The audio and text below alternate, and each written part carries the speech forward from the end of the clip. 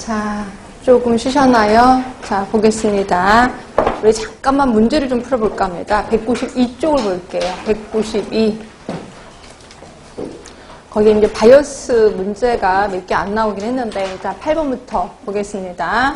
자, 역학 연구 결과 해석 시 고려되는 바이어스 중에 다음 사례와 부합하는 것은 됐고요. 이는 교육청에서 나온 문제거든요. 자, 면접 과정에서의 바이어스, 대리응답에서의 바이어스, 회상 바이어스. 아까 우리 회상 바이어스 기억하시죠?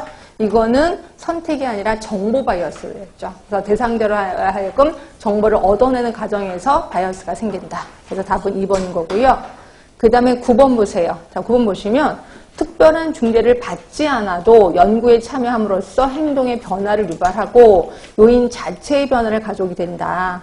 했던 거 기억하시죠? 이거 어디서 일어난다고 했어요? 코호트 연구에서 일어나는 거. 호선 효과. 그렇죠? 자, 그러면 10번. 요게 이제 말이 많은 문제였거든요. 자, 다음은 중 자살에 대한 조사 연구를 실시하는 경우에 확률 표본을 추출해서 자살 경험자에게 직접 조사를 했다. 자, 보세요. 자살에 대한 조사 연구야. 그럼 어떻게 해야 돼? 자살한 사람을 신경 써야 되겠죠. 그렇죠? 그런데 자살 경험자에게 물어본 거예요. 근데 자살한 사람한테는 물어볼 수 있어 없어? 이미 돌아가셨으니까 물어볼 수 없는 거죠. 그래서 이거는 무응답 바이어스고, 근데 솔직히 여기에 보기 중에 선택적 생존 바이어스가 있다면 그걸 답으로 하셔야 됩니다. 왜냐면 살아있는 사람에게만 한 거잖아요. 그래서 선택적 생존 바이어스가 있다면 그걸 답으로 하셔야 되는데 답이 없으니까 그랑 비슷한 무응답 바이어스, 대답을 할 수 없다는 거죠. 그래서 답을 2번으로 하시는 게 좋을 것 같고요.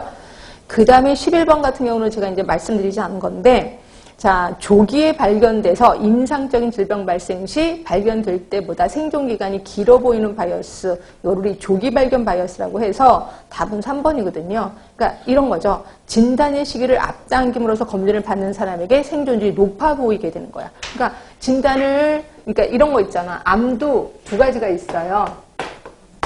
진행률이 늦은 암이 있고요. 진행이 빠른 암이 있단 말이에요. 진행이 빠른 암. 예를 들어 진행이 늦은 암 대표적인 게 뭐가 있죠? 갑상선암. 그러니까 갑상선암 같은 경우에는 내가 조기 진단을 그냥 받았어. 진단을 받은 거야. 그래서 갑상선암이래. 그러면 그다음부터 이제 관리하나요? 근데 솔직히 관리하네요. 내 의사들은 그냥 지켜봅시다 이렇게 얘기해. 그런데 내가 이미 조기 발견을 했고 그다음에 그로부터 내가 한 30년 살았어. 그럼 나는 암이 되고 나서도 30년 동안 살았다 이렇게 얘기한다는 거죠. 그래서 발견하지 않으면 몰랐을 거를 미리 발견해서 마치 오래 사는 것처럼 착각을 하게 하는 거. 요거를 우리 조기 발견 바이어스라고 하는 거예요. 말 그대로. 근데 그때 당시에 영어로 나와서 이때 사람들 많이 힘들어 했었죠. 이렇게 있고. 그 다음에 아까 계산하는 거 있다 그랬잖아요. 그 계산하는 거 마저 하고 갑시다. 아까 그 문제가 맞았는데 제가 아까 슬쩍 지나갔는데 일단 95번부터 이건 아주 쉬운 거니까 95번부터 들어가겠습니다. 자, 흡연자 1000명과 비흡연자 200명을 대상으로 폐암 발생에 관한 전향적 대조조사를 실시한 결과 흡연자의 폐암 환자 발생 20, 비흡연자는 4명이래요. 그럼 비교 위험도, 상대 위험도를 구하라는 거지. 그럼 상대 위험도는 뭐예요? R1에서, 비교 위험도, 상대 위험도니까 R2분의 R1. 맞지? 아니, 맞나? 상대 위험도. 맞죠? 기속 위험도가 아니니까. 자, 그러면 R1이 뭐였었냐면, 1000명 분의 20명. 예, 그리고 R2가 1000명 분의, 2000명 분의 몇이에요? 4명. 이렇게 해석하면 되는 거죠. 그래서 계산만, 산수만 하면 답이 나올 겁니다. 자, 그래서 답은 4번이었고요. 자, 그 다음에, 답이 4번이 맞지? 자, 그 다음에 102번으로 가세요. 102번. 자, 요게 이제 말이 많았던 문제 중에 하나인데, 이게 이제 서울시에서 나온 겁니다. 어느 질병 연구에 측정해서 비교 위험도가 2래요. 비교 위험도가 2니까 뭐예요? R2분의 R1이 2란 말이에요. 2. 그렇죠? 2 했을 때 기속 위험도를 해석하는 것으로 가장 알맞는 것은 이렇게 나왔어. 그럼 우리 기속 위험도를 뭘로 봤었냐면 R1에서 R2를 빼는 게 기속 위험도랐단 말이에요. 그러면 얘가 2면 뭘로 잡을까? 얘가 2라고 잡고 얘가 1로 잡으면. 그렇죠? 그럼 얘는 2에서 1을 뺀 거지. 그럼 1이라고 보겠네 라고 생각하잖아요. 그래서 답은 그러면 기속 위험도는 1, 0.1 또는 10%다. 그래서 답을 3번이라고 하지. AR. 그러니까 기속 위험도는 1 또는 100%이다 라고 해서 답을 3번으로 해야 되는데 뜬금없이 답은 2번이에요. 그럼 이게 왜 그래요? 라고 했는데 아까 혹시 기억나세요? 기소위험들을 기소위험 100분율로 생각하기도 한다 라고 했잖아요. 근데 잠깐 보세요. 이걸 2하고 1로 잡고 그럼 답이 2야. 근데 4하고 2로 잡는 경우도 있지. 그러면 얘가 2 똑같죠? 그럼 4하고 2일 때는 기소위험들은 어떻게 돼요? 4하고 2면 2가 되는 거예요.